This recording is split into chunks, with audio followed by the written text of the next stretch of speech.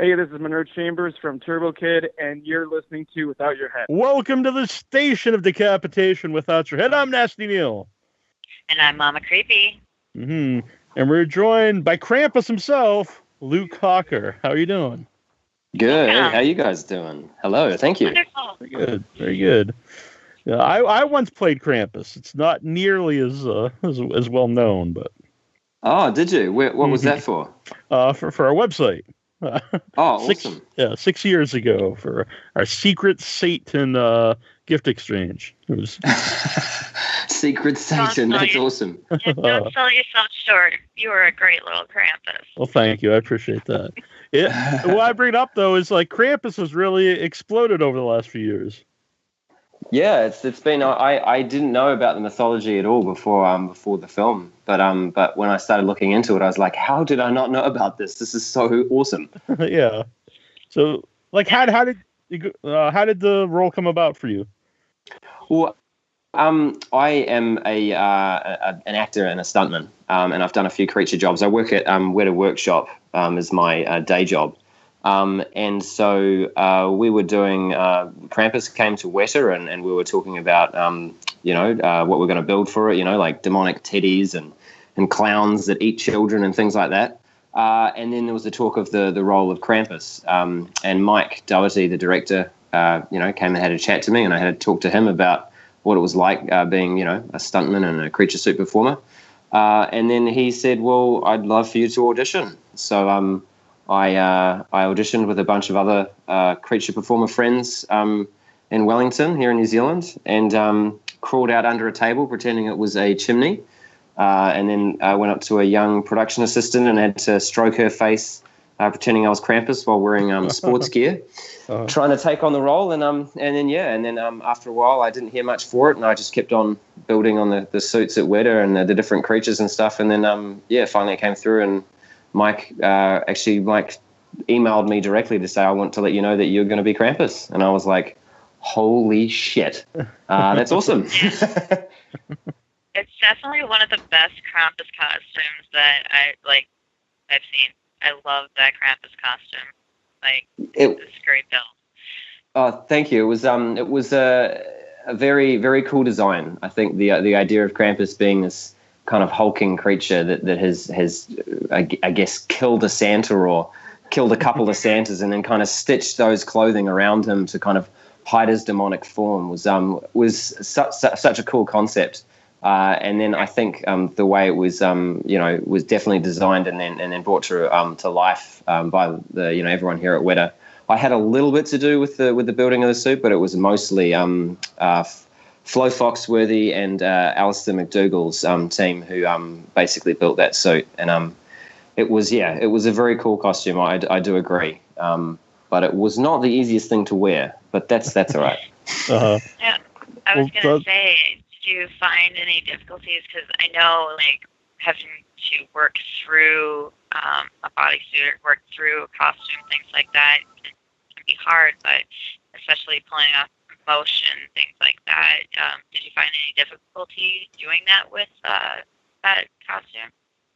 The costume kind of developed as did the kind of the character. The audition that I did, as I said, was very much basically in sports gear, and so Mike was just looking for someone who could find that kind of creature's intent without any words. So it's all based on emotion, the way your body's moving and where your focus is. And then once the suit started to develop, obviously I'm not a very tall guy. I'm only 5'8.5". So I had to go on stilts, which was the first thing. So they're called we call them digi-legs or WETA legs, and they're used in LARPing quite a lot. They kind of they give you about an extra foot. So I had to get used to those initially, and that was quite good. They're quite well-made legs, and I was getting on the stilts, and I hadn't done a lot of stilt work before. But then once the actual the body went on, I could start to sort of see the creature taking shape. Like we put hip extensions onto me, and we also built this sort of backpack to create the shoulders. And that the thing is that the minute you start adding things to my body, my movements start to get dampened.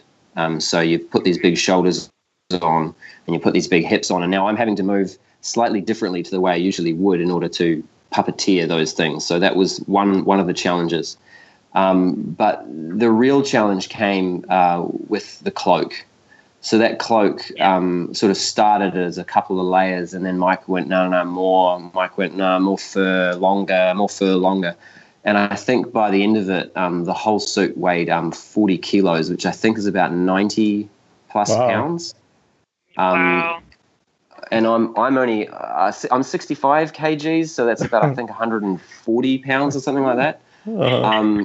So then that all went on top, and then I had to have obviously finger extensions, and one of my arms is puppeteering the head while the other one is puppeteering one of the hands. And so the challenge really came from being able to look strong whilst being very, very, under a lot of weight, and then moving around. And so the challenges came to do with balance and with being able to see and not tripping over.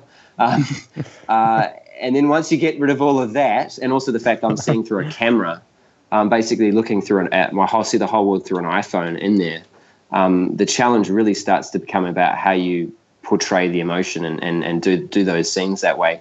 And it really comes down to the three things that I always work with, which is creatures, which is strength, where the creature has strength, where their muscles are, breath, the way they breathe, what that kind of affects the way they move and how they kind of push themselves along, which then leads into the walk. And the walk was the hardest thing out of anything to get right, because there was just so much weight on the legs. And I remember Mike kept saying, it just doesn't feel right. And then finally I was able to spend a half a day with Flo, who was looking after me. And we basically just plodded through, and I watched the videos back until I found something that worked, and that was the final piece in the puzzle. And then once I figured that out, I had to go on to snow. Fake snow, which was the last challenge to overcome. I assume you're not used to snow, being from New Zealand. We have snow, but you do have to travel. We don't have snow because we're very close to the sea, a very, very small island. So no, we don't have a lot of snow, and you have to drive up a hill. We've got a few mountains here which get snow, but it's not a day-to-day occurrence, and especially not in stilts. Right. Yeah. Did you have previous experience with the stilts, or was it something you had to learn specifically for this? I had to learn the stilts specifically for this. I'd done platform shoe work and, as I said, creature work, because I'm a small guy. They sometimes, like a friend of mine, Shane Runge, who's played all manner of creatures, he's worn a lot of stilts because he's like 6'3" or something, a mountain of a guy. And when he goes on stilts, he becomes like 7'8" or something. So he'd done a bit of work and other people like him, but I hadn't before. But it was fine without the cloak, but once the cloak went on, I really seemed to struggle. And we actually, for a lot of the scenes where I was doing a lot of walking, I would wear a stiletto heel, which basically gave me that little bit of balance, especially in the snow, which someone informed me the first day I got on it. I said, "What's the snow made out of?" And they said, "Oh, it's soap." Did you get really... I kind of overcame that hurdle pretty quickly. But yeah. Did you get really buff carrying around the 90-pound cloak? I did. It was rigged off of my hips. Where a suit's rigged kind of changes the way where you kind of bulking up. And so because this was all pretty much on a girdle basically across my hips, I managed to kind of, my lower legs and my lower quad, torso and like my abs got very, very strong. But the top of the suit was actually quite light. So I really just ended up with these really nice, strong runner legs, which was good for all the crouching that Krampus did. Especially coming out of the fireplace. That scene was pretty awesome actually. And that was, we broke the suit down to do that scene, but standing up in those legs, and also when I'm on the rooftop kind of leering at the beginning where you first see me on the rooftop, that scene actually I had a bit of a muscle breakdown in that one, and actually Krampus got a cramp in my quad muscle, which ended up putting me on the floor for a little while while the stunt guys helped to stretch out the cramp. So that someone said I looked like a a shot cow that had just been kind of left out on the field, and I was like going, ah! So, yeah. But, yeah, it is. Your body changes every time you wear a suit, and there's also a few very, very bad bruises I got on my hips because I was such a slight guy wearing such a big suit that the rigging on my hips basically I had these big black bruises every day that I tried to battle through. But, you know, the minute they say action and the cameras roll, pain just disappears out of your head and you just do what looks cool. Yeah. Now, MJ, Anthony, he was pretty young when you guys did this. Did they let him see the full costume before shooting scenes with you, or did they let you kind of interact beforehand so he was more comfortable, or did they go for okay, we want you to have that shock value? Well, I met him. He came around for a tour around the workshop when we were working on the suit, and I just met him, and he hadn't seen. And I said, "G'day, how's it going?" And Mike said, "Oh, and Luke's going to be Krampus," and he's like, "Oh, okay." But after that, I had no interactions with him until he saw the suit on set, and he didn't see any designs. He didn't see any construction. He saw nothing, which I thought was super, super cool. So the first day I interacted with MJ is I got brought out onto set, and me coming out onto set is quite a rigmarole. Like, I've got to. Sometimes I take my legs off and I look like a little, mini druid, like running around with a skirt behind me, and having my arms or my head off, and so he was told to just, wait off to the side, and he went off to the side, and I came into position and we got me all ready.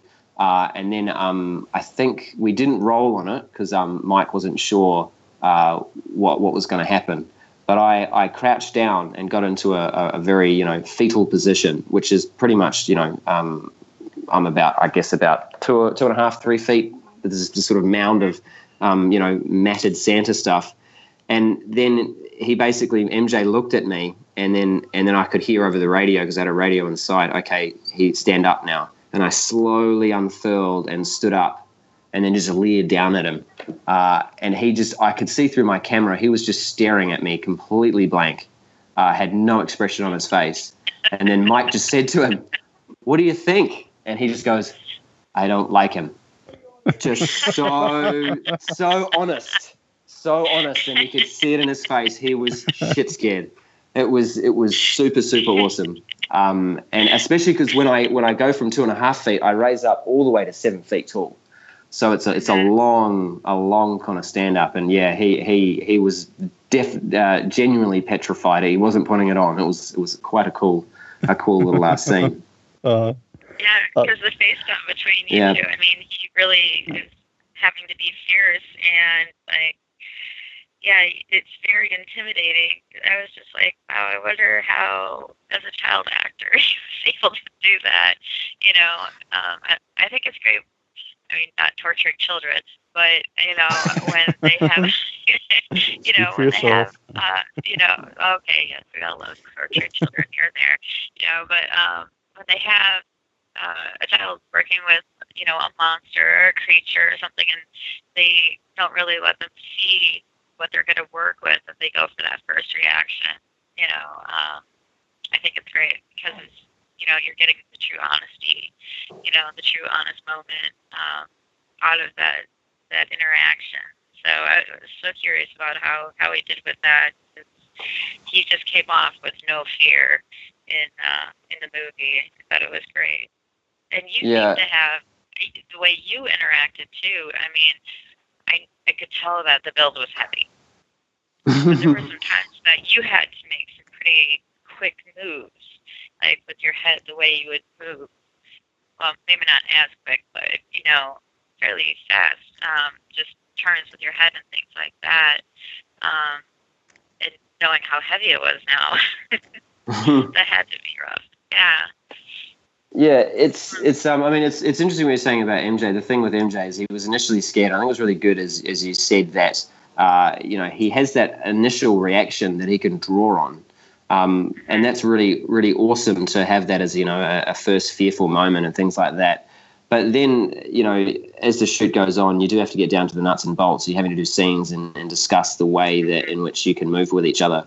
And then MJ and I actually really just started to click, and he was such a funny dude. Like I really loved hanging out with him, and we'd be sitting there waiting for the cameras and stuff, and he'd just chat to me, and we'd have he'd talk about all his girlfriends and things like that, and and we'd talk about movies we liked and stuff, and it would have been pretty funny to look at this massive creature just sort of sitting down chatting to this little kid, which was really cool. But yeah, then and also in that final scene with that big hole that opens up with MJ, and he's that was quite a long sequence to do. I think it took a couple of days, and it was quite physically demanding for me, especially because there were points where I have to lift him up, and when I lift him up, I'm having to also push him a little bit as well and swing him around. Because I'm on a wire for safety and he's on a wire in order to get over there, and it does get quite difficult. And that sort of speed you're talking about all comes from the way they shoot it as well. You got to make sure that if they want me to move really fast, I might have to say, well, this is as fast as I can go, and then they'll change the camera angle to make it look better. But one thing for me that's really important is no matter how difficult I'm going. I usually don't let the other cast members know, especially if they're young actors, because if they know that you're in pain or they know that you're struggling, they will end up, empathizing with you, and that's not their job. Their job is to try and get the reaction. So, depending on how fast it is, and that's why it's good to have a good rapport with them, so that you can kind of just say to them, "Oh no, I'm good. Don't worry about it. You worry about what you're doing." And that was something that MJ and I got pretty well. But yeah, that scene was very, very physically demanding for me. But MJ wouldn't have known, which was great because then it made his performance very true. Mm-hmm. What did you think of the finished movie when you first saw it? It was quite. I guess it's I want to say childing, like it youthfulizing. It makes me go back to my childhood, watching movies like Gremlins. And I loved Gremlins as a kid, and even things like like Poltergeist as well, and films that are just good family scary fun. And it was pretty cool when I saw like all the work that my mates did, at WETA, but also being able to see myself. Well, it's not me, which is so great. Is that you see it as a creature, and you don't see it hopefully as a guy in a suit.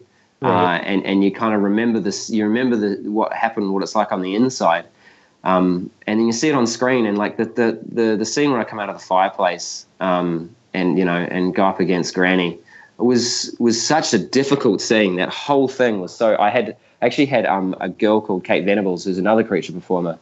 She was in the chimney with me when we shot that, and so she was my right hand girl, because I've only got one hand on Krampus's hand, the other hand's on the head, and then so she was going along right close to me, pretty much her crotch pressed against my thigh, in a purely professional manner, and then as we're teetering towards Granny, I'm stomping these big clumpy hooves down, and I'm missing her foot by like inches, or fractions of an inch.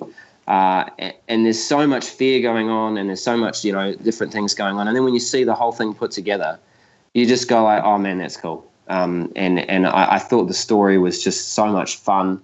And it was such a cool ride. I loved it. And I felt pretty chuffed to be playing an iconic character like that. You've got to, even through all the pain and all the hard work, you look back and you go, well, it could have been some other guy, but luckily enough, it was me. So it was pretty cool. I remember seeing it in the theater and then being, I can't wait until this comes out on DVD. And it's become a Christmas tradition now. But you have to watch it for Christmas. Yeah, actually, friends of ours in the shop say the same thing. They're like, yeah, every Christmas we get out Krampus and watch it, which is kind of cool when they watch their own film again and again. Yeah, it's like that in Gremlins. It's turned into that kind of tradition movie. So it's just it's perfect for that. And it's so dark at the end, too. It's got that darkness, and I just love that part of it, where it's just like, oh, it's creepy. Yeah, it's awesome. I love the ending. Oh, I love the ending. ending's so great. So you mentioned Gremlins, and what were the movies you watched as a kid that made you want to be involved in movies? Well, I mean, I grew up in the I was born in 1980, so I grew up late 80s, early 90s, and I mean, I just grew up on the staples, man. Star Wars, of course, but Predator, Aliens, Gremlins, like Raiders of the Lost Ark. It's the films that pretty much iconically, my brothers and my brother also works at WETA. And that's what we did as kids for fun is we made Batman masks, the Tim Burton Batman masks. We made Predator masks. We made short films on Super 8, and so that was what basically my brother was older and he made the stuff and then he put it on me and then I would be in front of the camera telling me how to wear it and how to make it the thing that he'd been making look cool. And so that really just cemented it in our brains that we loved creatures. We loved making cool stuff for films. We used to pore over the VHS. There was a behind the scenes for, say, like Alien on TV. We'd record the VHS and then watch it 200 times in order to try and make the thing. And it feels very, again, humbling to be able to be making films like that, especially like also Lord of the Rings, because that was, my brother and I's first entry into the film industry at this scale. I was on Lord of the Rings, and then to know that we're doing the same thing for other kids is really, really quite a touching thought. But also it also means that you stay a child the whole time. You see something cool on screen, whether you're making it or whether you're watching it, and you just go, "Oh man, that's cool." And you're like, "Oh, could I make that? Oh, how did they do that?" Or even just the film's awesome, and you just sit back and let it wash over you. And so, I mean, for me, the late 80s, early 90s, I mean, I don't know about what people think now, but for me, it was a very amazing time to be someone like that who wanted to be a creature or make creatures, because it was, the physical effects was kind of the staple back then. Mm-hmm. Yeah, I'm big into special effects, and, when you talk about WETA is a bucket list company for me. I've always wanted to go to New Zealand, and that is like the top company I've always wanted to be with. And you have worked on some amazing movies besides The Lord of the Rings, Narnia, King Kong, Warcraft, Great Wall, Spectral. Spectral was great. I loved that. And it's awesome. They have so many New Zealand just brings in some amazing movies that are made there. It's great. And I love that on WETA's website you could buy KRAMPUS Christmas ornaments, and you can get the angel of the tree topper from KRAMPUS. Yeah, it's great. I'm like, I might have to get that.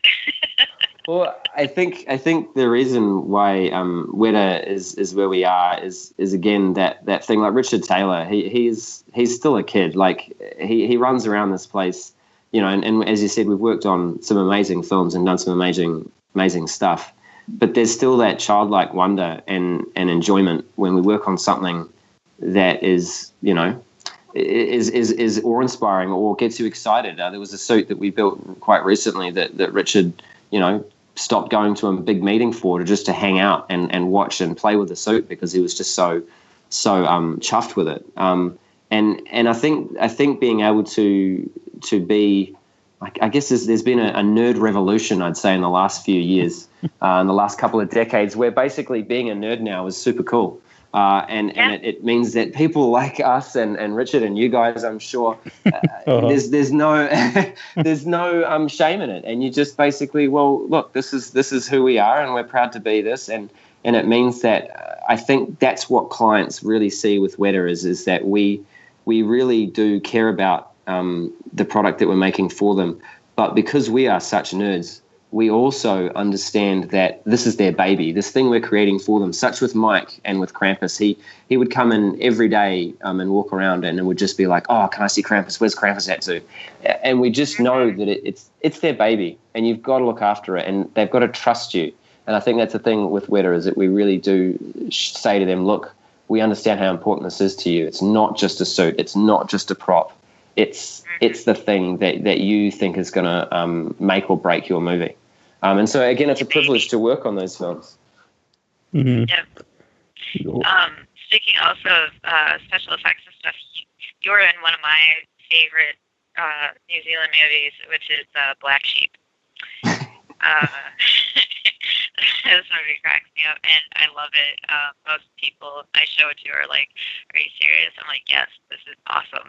This is just a brilliant movie," and especially having, vegans and then sheep that kill people. It's just a great blend. How did you end up working on that project? Well, I was so I worked at WETA for I started in '99, just before we started shooting Rings, and all through high school and growing up, I was going to be an actor.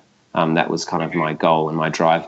And my brother and I, as I said before, I'd worked with my brother in Australia where we were living, making special effects and props and stuff. Like, he'd recently just finished on The Matrix. And so he was shooting over to work on Rings. And I was like, well, I've just finished high school. What shall I do? He's like, oh, why don't you come and work on Lord of the Rings? And I thought about it for about 2 million nanoseconds and then quickly got on a plane and started working at WETA. And worked at WETA for a few years. And then basically I got to the end of King Kong and kind of had a bit of a quarter-life crisis and decided that acting was where I was going to go and what I wanted to do. So I broke away, and it just so happened that was when they were auditioning for Black Sheep.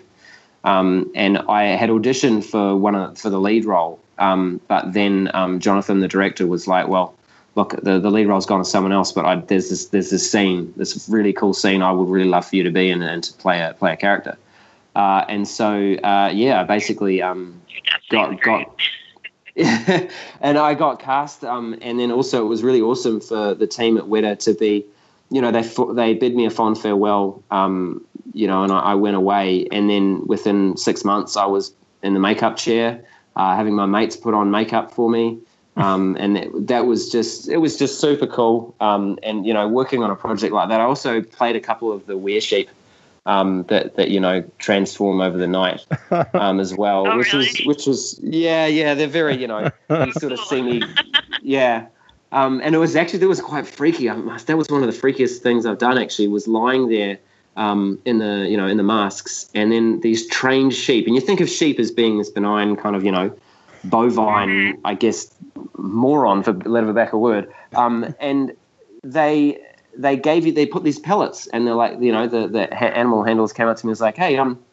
you wouldn't mind having pellets all over your stomach while sheep nibble on you? And I was like, yeah, that's sweet, no worries. And then they said action, and the sheep came running and started nibbling off you, and it was really scary. I was lying there going, what if the sheep mistakes something else for a pellet of something? It was it was quite freaky. It was a nipple or something. Yeah, totally. It was something worse. Right. But that was a super cool little thing to work on, and the concept is so great, because sheep in New Zealand, and you go anywhere in New Zealand and there's sheep, like, it's just everywhere. So to have that as a zombie kind of thing was super cool. It was really fun to work on, and great to see, like, my friend Kevin McTurk, who's an LA effects guy. He played the big were sheep, and he was worked with us on King Kong and Narnia, and also is now doing puppet movies. I'm not sure if you've heard of them. They're pretty amazing puppet movies. But he played the were sheep, and it was so cool to see that creature take form on set. It was a cool film. It was super fun. I had I had blood all down my face during that scene, and then I remember one of my mates came up to give me a bit more blood, and he squirted it quite heavily on my chin, and I was like, oh yeah, that's a bit, and I felt it run down my throat, down my chest, go all the way down into my underpants, and I was like, man, how much blood did you put on there? And then I at the end of the day I forgot about it, and I went to get out of the costume, and I was like, oh, I should probably, change my my clothes. And then I went to take off my underpants, and I couldn't, because they were stuck to me with the blood. So I had to go into the shower wearing my bloody underpants in order to get de-rigged, which was like, people talk about the glamour of the film industry, and I just wanted to say, no, sometimes you just It's not as glamorous as one would think. There's not that much glamour in horror movies. No. Are horror movies big in New Zealand itself? Like Black Sheep, how did that do in New Zealand? How do people take to movies like that? Well, I mean, horror movies are big in New Zealand, definitely, and I mean, especially with Peter Jackson, cutting his teeth on Brain Dead and Bad Taste. I mean, for us, horror movies in New Zealand, we really do like a good laugh, and so I think if you've got a good horror movie and you've got a horror movie that's also got some humour in it, Kiwis do lap it up. We do have quite a nice, good sense of humour. And so a film like Black Sheep, did quite well, especially with the notoriety and nostalgia of it being set in New Zealand. But yeah, I mean, we get a lot of obviously American films, but it's also cool when we get films that are like Krampus that are made in New Zealand, but then do go onto the international stage. And also with recently with Taika Waititi's What We Do in the Shadows, which is great. I'm not sure if you guys have seen that film. Oh, we both love it. Oh, awesome! Yeah, we have at least one guest coming up actually on the show for. Oh, okay. Hopefully two. Cool. Dan's all about it, or Ben's all about it too. Mm-hmm. He was on Twitter today. So, yeah. That's a fantastic movie. Yeah. It's and I think those types of films, Kiwis. I mean, we loved what we call. I'm not sure if it's the same term over there, but taking the piss. Which basically means just taking the mickey or take, and films like that Taika's doing, taking the piss out of vampires and also being a vampire in Wellington, which if you've ever been to Wellington is probably the sleepiest capital city in the world. And so those types of films, we just really love not being too serious and, being quite honest. And then horror comedies do that so well. Which is really great. I also do like a good real scare as well. Some of the Alien, although it's not a horror, is my favorite film of all time. And just being petrified like that to me with a guy in a rubber suit is something that I think is such good craft of the filmmaking, which definitely Kiwis obviously enjoy. Mm-hmm. Yeah, I have some friends of mine that actually work in Wellington and are huge horror fans and stuff. They've been teaching me Kiwi talk, as I call it. So they've taught me churcher. Oh, cheer, bro. Yeah, churcher, bro. So they've taught me that and a few other things that I've been trying to learn. So they're like, well, if you're going to have people on from New Zealand, you have to be able to talk to them. Like, I'll talk to you forever. So yeah, Chichiver. Yeah, that's the first one they've taught me. I'm like, what does that mean? They're like, basically, what's up? So yeah. I'm like, okay, I can do that. And you can use cheers for that as well. The other thing you'll learn is sweet as. Sweet as is something that's used pretty much everywhere. Sweet as, bro. Sweet as. That's sweet as, bro. Yeah, you say sweet as, bro, you're sweet. Nice. Awesome. Yeah, I say ta and I say cheers. So those two I use on a regular basis anyways. But, I've worked over for rugby for the New Zealand Maori All Blacks. I've worked during their games here. So I love New Zealand fans. They are the best. They are so much fun. They are so much fun to work with. So usually they're like, sit down and have a beer with us. I'm like, okay. So what do you have in the works? I've actually just completed a project called, I think it's on IMDb, so I can talk about it, but not a lot. It's called I Am Mother, which is a project that I've just finished shooting in Adelaide, which is I think, going to be a pretty cool film. It's a thriller more than a horror. But I think it's got a really, really awesome script and a really great cast. Clara Rugard, who's a young lady from Denmark who's such an awesome person and an amazing, amazing actress. I worked with her quite a lot, and then also Hilary Swank, which is slightly nerve-wracking. Yeah. But I can't talk too much about the film because I don't know really what I can and can't say about it. But WETA's involvement was pretty awesome, and the things that we've built for it were pretty amazing and pretty challenging. That's something that I think you guys should look out for. It's going to be a pretty special film. Just reading the write-up here, it's very short, just a couple sentences. It seems to me it's probably artificial intelligence, which I always find really fascinating in film.